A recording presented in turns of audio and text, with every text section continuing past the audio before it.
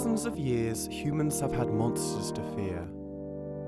Beasts, waiting in the dark to pounce on the strong and weak, rich and poor alike.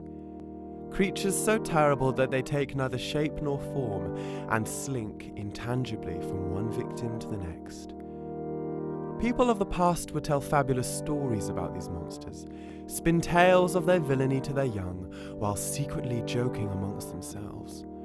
How stupid, how foolish to believe. Monsters aren't real, right? They're not really there, are they? Over time, empires have risen and fallen. Old culture gave way to the new, and the monsters of those cultures lived and died with the times. The likes of Becky, Stacy, the great dread whore Veronica. They all had their moments, but one by one their infamy cracked, shattered, and disappeared with time as culture endlessly attempted to renew itself.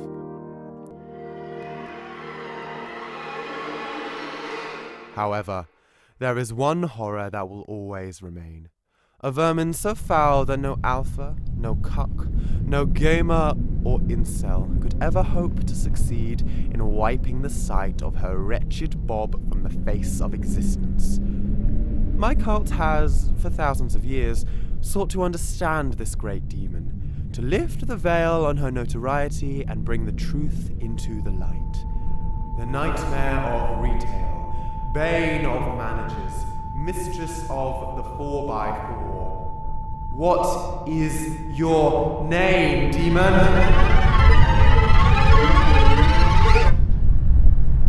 Karen.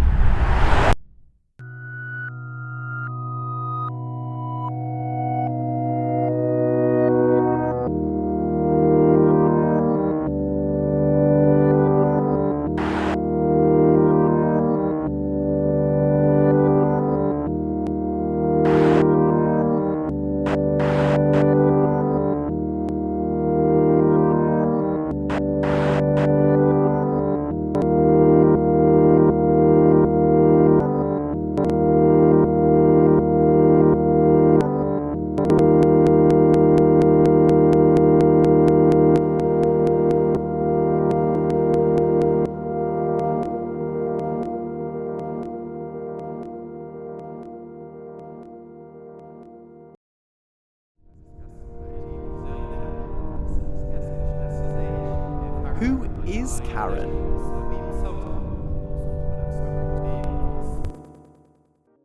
So there's a meme that's been going on for quite a while now about some lady called Karen. No girl, not that Karen. That's Carol. Yes. Yes. Perfection. We also call her Barbara, or Janice, or Deborah, but it's all the same. She's usually depicted as white and middle class. She's almost always a mother and is unconditionally female. You may know her as the great and terrible beast in a bob cut, who viciously demands to speak to the manager and rolls by in an oversized hatchback with her two screaming 7 to 13-year-olds loosely strapped in tow. Stop hitting the children! Lady, you hit these children. Touch the children. Touch the children. touch the children! Karen may travel in packs or alone, but this is the standard Karen. The old reliable, the Tesco value, if you will.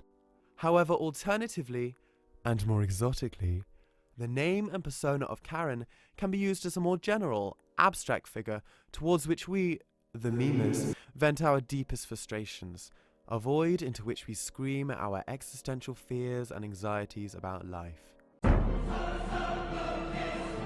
God, Karen, you're the reason why capitalism is shit. God, Karen, you took a fucking piss. God, Karen, you are so stupid. Either way, these two forms are both manifestations of the same hydra. A comical caricature of a certain brand of femininity which is viewed schizophrenically, if you'll excuse the term, as everything from obnoxious, rude and demanding to bumbling, foolish and ignorant. We both hate her and mock her. She's one part punching bag, one part Disney villain. But how did she come to be so hated? Luckily, I've managed to find us an ancient book detailing the nature and methods of our dear monster in question. Why don't we take a look?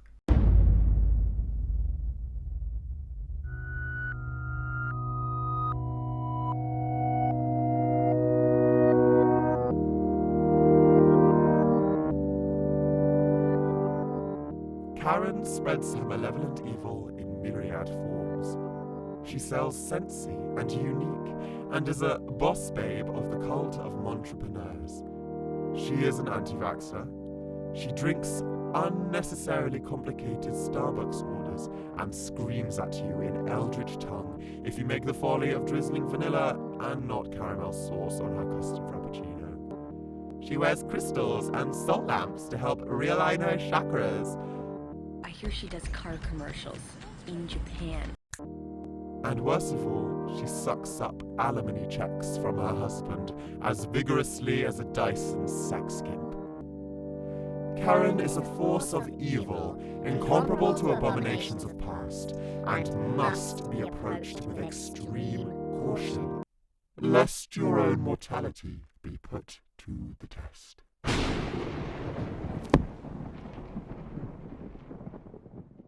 This all sounds a little bit extra. I mean, I'm flamboyant, but that book, bitch. But maybe it's all true. I mean, what do I know? Maybe memes really are faithful depictions of reality, void of feeling or emotion. Ben Shapiro would be proud. Maybe Karen really is real and evil and she's coming to get me. Or maybe we should look a little bit deeper and delve into why Karen works so well and is so hated as a modern monster.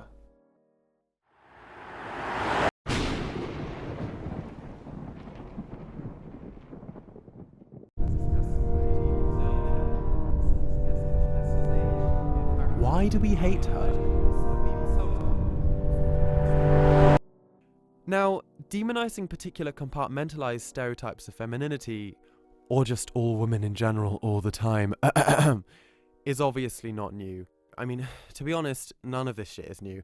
Can we please just get it the fuck together? I mean, come on people. It's 2019. We have 360-degree video games. I can play Roblox in all 4 cardinal directions. Misogyny should be #cancelled.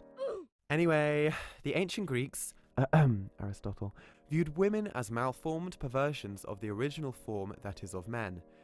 The male is by nature superior and the female inferior. That Women have fewer teeth than men, that a female is an incomplete male or, as it were, a deformity. were they all dentists? Why are they fucking talking about teeth? I don't get it. The European witch trials, which reached their zenith between 1580 and 1630, caused the burnings of an estimated 50,000 victims, 80% of which were women, many over the age of 40. And witch hunts are popular in India even today, with at least 2,500 murdered in the 21st century. India, get yourself together, girl.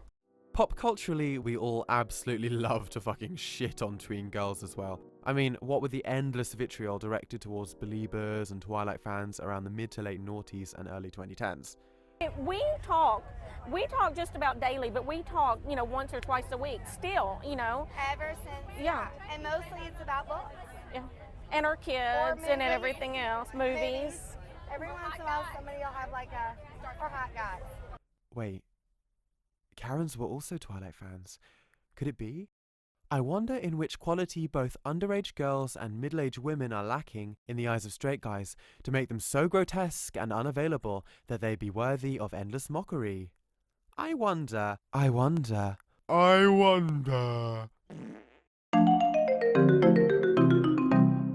Give me your vagina, darlings. Humans love to own things. We lust after that sweet new brush set or that brand new iPhone.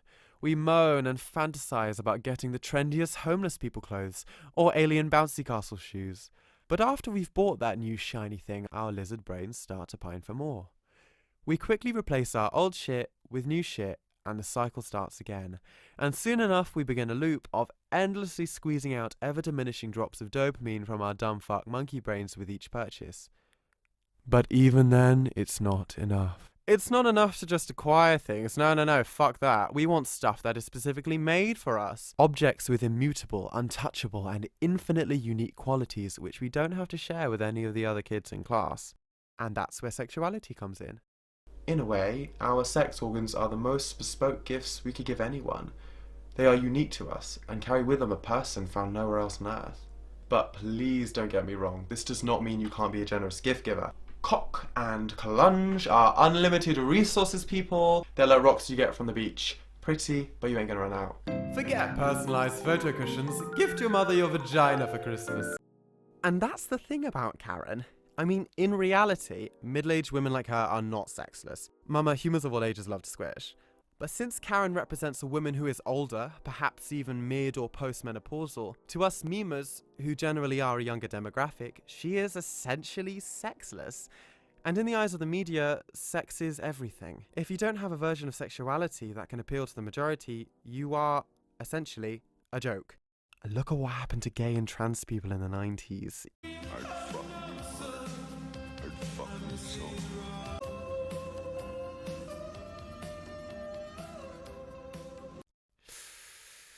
Yikes. Her bespoke genital gifts are not on sale to us. Honey, the shop's closed. And what do we do with something that's not made especially for us?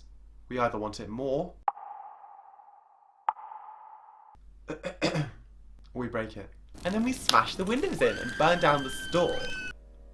And that's kind of what we're doing.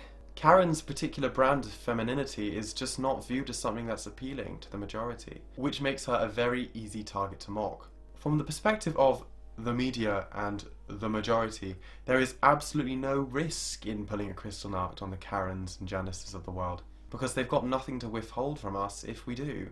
Now, I'm not saying that we don't also mock girls who are in their sexual prime. Mocking women is just a thing the internet seems to be really good at. It's just making fun of middle-aged women seems to be a lot easier for us. And the final nail in this sexless, shit-smeared coffin is that Karen is a mother. Straight boys do not want to fuck their mums. Well.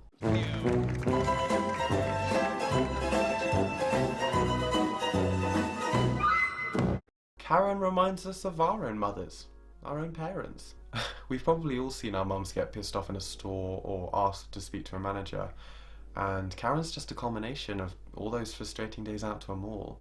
It is so easy to hate that particular image because we've all experienced it. And there's no promise of sex to sweeten the deal.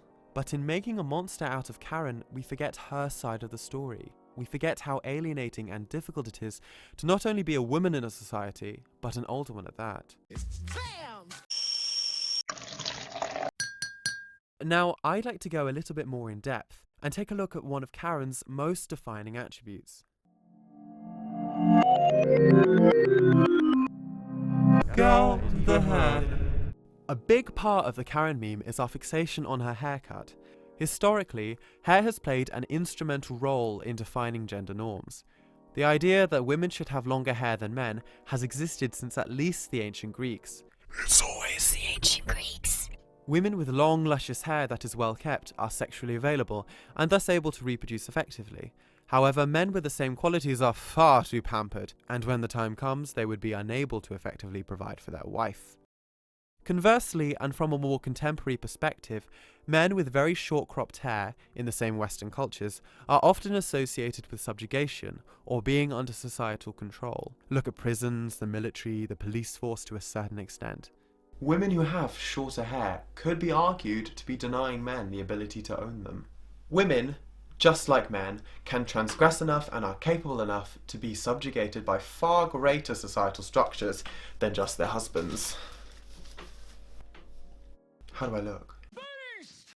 They can commit crime, they can go to jail, they can fight and kill. Women are not perfect creatures of unspoilt sexuality who belong to their spouse and no one else. Rather, they are beings that can play a far bigger role in the greater mechanisms of society. Hold up, wait a minute. I am not saying that women who choose to have short hair actively want to be oppressed. That would be shitty hot take number one. What I am saying is, under oppressive hierarchical systems, like capitalism, everyone is oppressed. Women who go for short hair are just lobbying for the freedom to choose who their oppressor is. This flouting of the hierarchy makes us angry.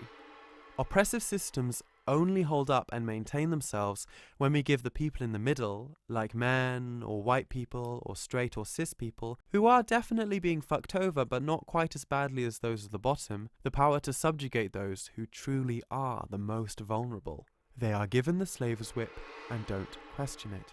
When their slaves rebel, they are reminded that they themselves are slaves.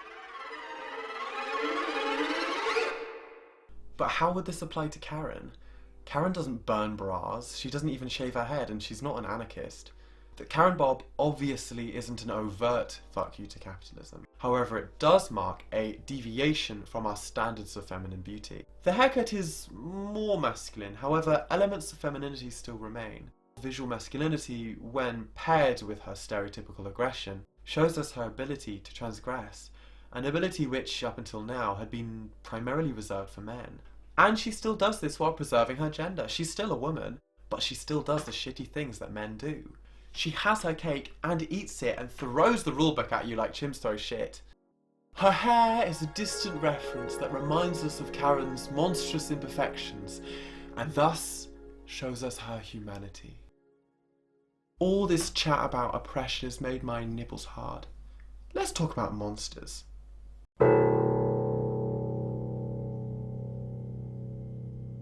Monsters.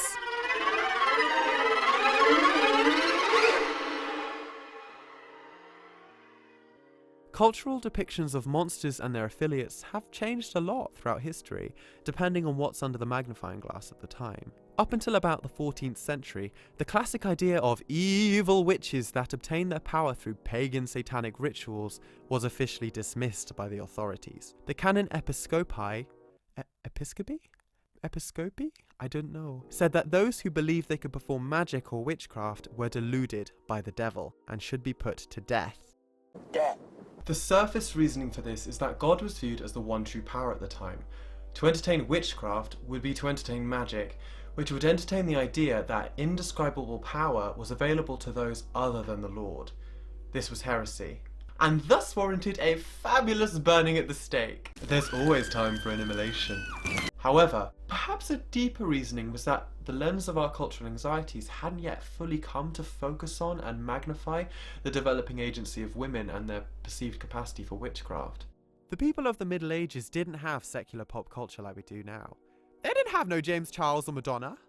The church was culture, and the church controlled the direction in which the lens of culture pointed. And so, the magnifying glass focused on other scary things, like giant snails or the Jews.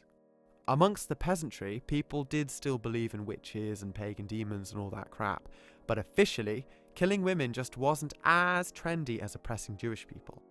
Not yet, at least. But then Spanky the Eighth had to go and die, and chaos inevitably ensued. Here comes 4 queens basically back to back, although one would only rule for 9 days. And it's all very fast. Shakespeare's just getting his life, and Protestants are just bursting into flames every afternoon, until finally Lizzie comes and sorts it out. But even then, just having a queen is a bloody big change. English people don't like change, except for Brexit. Very suddenly, the absolute power of men was put into question, and the lens of our cultural anxieties pointed elsewhere to reflect that. It now magnified women. After literally hundreds of years of denying their existence, witches are now fully legitimised by James VI. All this heresy mumbo-jumbo was left at the side of the road, because it was inconvenient. The times change, monsters change with them. In the end, consistency of belief is a delusion. Our fears and our responses to those fears are just shaped by the society we live in, not unchanging truths about God or witchcraft. Monsters, like witches, aren't just scary. They are a distinct reflection and distortion of what we as a culture are most anxious about. They actively say something about us, and they shift and evolve with the fears of the times. The vampire example is extremely overdone, but the idea of a reclusive count who sucks up the life force of his subjects so perfectly sums up the shittiness of feudalism, and subsequently capitalism, I had to say it, that it almost too flawlessly demonstrates my point. Basically, Count Orlok equals Jeff Bezos. Marx said it first, don't at me. So back to the point. How on earth does Karen fit into all of this? Throughout this entire essay, I've put forward the idea that we view Karen as a monster, identical, to Dracula or identical to witches, but that's kind of lacking in nuance, and it's not really the point I'm trying to make. Besides, in this age of Fortnite and Jeffree Star, what is there left to fear? We've explored everywhere. We've mapped every single corner of the globe. There's simply nothing left that's unknown. We're not afraid of Karen. We make fun of her. What am I on about? And yet the monster lives on. We've just learned to mask our fear with ridicule. Going back to Satan and the Middle Ages, darling, this is the last time, I promise. The devil in medieval theatre was a joke character, quite different from his portrayal in church. On stage, he represented the vulgarity of sin, juxtaposed against the purity of Christ. He farted and burped and hobbled around while audiences laughed, and I think there's a parallel we can make between Karen and the theatrical Satan. Making fun of the devil was one of the only ways that medieval people could cope with the loom of a monster so spiritually threatening as Lucifer. We mock Karen like Satan because it's the only way that we can cope with the fact that, for better or worse, she signifies a greater trend of radical change towards gender equality, which is terrifying because it challenges the status quo. Karen is, by this essay's definition, a monster. Not because she's scary like storybook monsters, but because her caricature is a work of fiction shaped by the anxieties present in the culture. Karen's status as a monster tells us something about how we view women. We fear and ridicule their agency. We deny them the ability to be awful people, an ability men have always had. We harshly judge women for their appearance, their hair, their figures, their sexuality, and yet we demand their bodies be available at a moment's notice.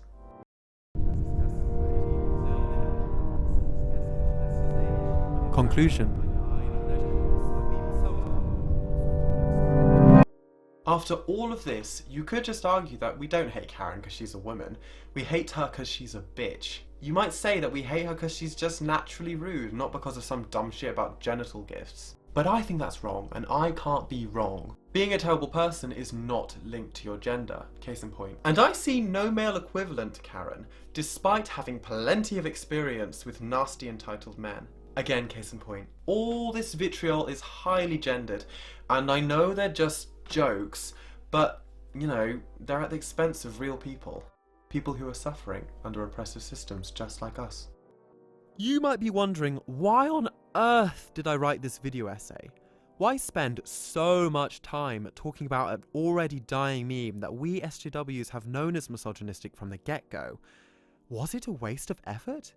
Truth is, I work with Karens every single day. I work in home furnishing. So many florals. I serve 100 Karens a month. I've suffered every single sort of abuse under the sun. But even then, even after collective hours of being insulted by middle-aged women and probably even more men, I still feel love for them. Not love in like a, I love you, you're my best friend sort of way. I'm empathetic, but not that much. I mean a kind of biblical love. Like I love my neighbour. I know that for every Karen, there's a man called fucking Randy or Jeff or some shit who's been just as much of a twat as her. I know that being a mum is really fucking hard and it takes its toll on you. I know that life for most of us is kinda shit. And many of the oppressive systems that shape our personalities are fundamentally out of our control. We don't choose how we form, but we have a choice over how we treat our caricatures and how far we let them bleed into bigotry. I think if this analysis were to go to either extremes of either demonization or like complete forgiveness, it would turn out kind of basic. Instead, I wanted to examine the structures that produce Karens, why we as a culture view her as so offensive, and how we can show her more empathy in the future. And I am certainly not defending terrible people here. If you are rude to waiters or sales advisors, you will join me in hell. If you're an antivaxxer, you'll join me in hell. If you block up people's cars in Tesco, you will join me in hell. You're going beyond hell, bitch. I don't even know where you're going. But as I said before, the Karen meme is a highly gendered issue and it goes way beyond just making fun of rude people. So what, if anything, have we learned? The Karen meme isn't just a simple joke or a funny caricature. The way we treat her has deep roots in history, and she's become a sort of conglomerate of lots of different negative parts of later womanhood. And that's fucked up. I can't do a Liverpudlian accent.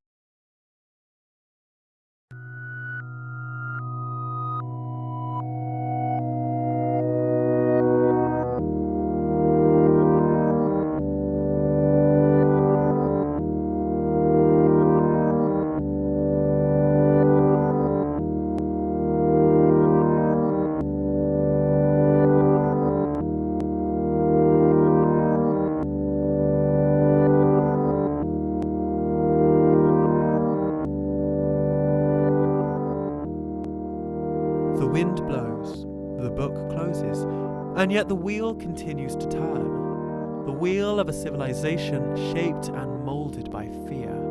A monstrous, visceral fear born beside hate and wrath that refuses to yield against the uncompromising progression of time. I will die. You will die. Your children will die too.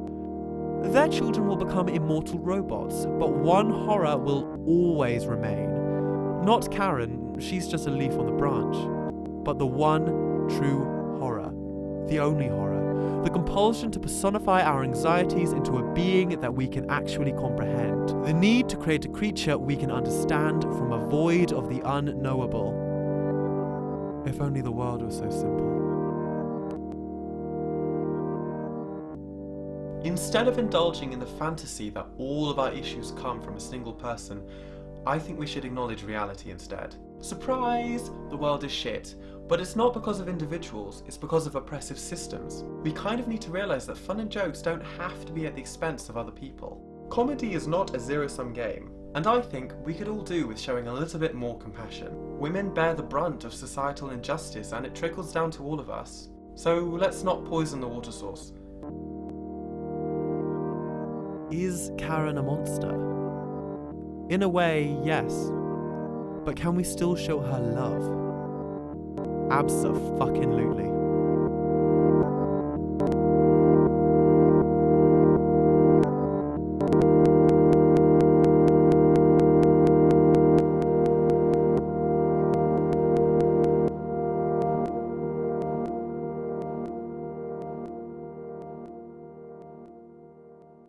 Karen, oh Karen, I thought misogyny was dead, but we've propped you in its place instead. Oh Karen, in all my years I've never seen such vicious vitriol, it's a smokescreen for hatred. Oh Karen, please Karen, who are you? An evil villain in a bob cut, two towards the manager, hot struts. Becky, Stacy, Veronica, can't compare to your best deal lot stuff. A work of fiction made from hate to which edgy meme lords masturbate, or a monster built from all our fears, anxieties. Oh, it's a shit delusion to think that memes from context would be free. It all comes down to sex, you see, and how boys can't fuck their moms.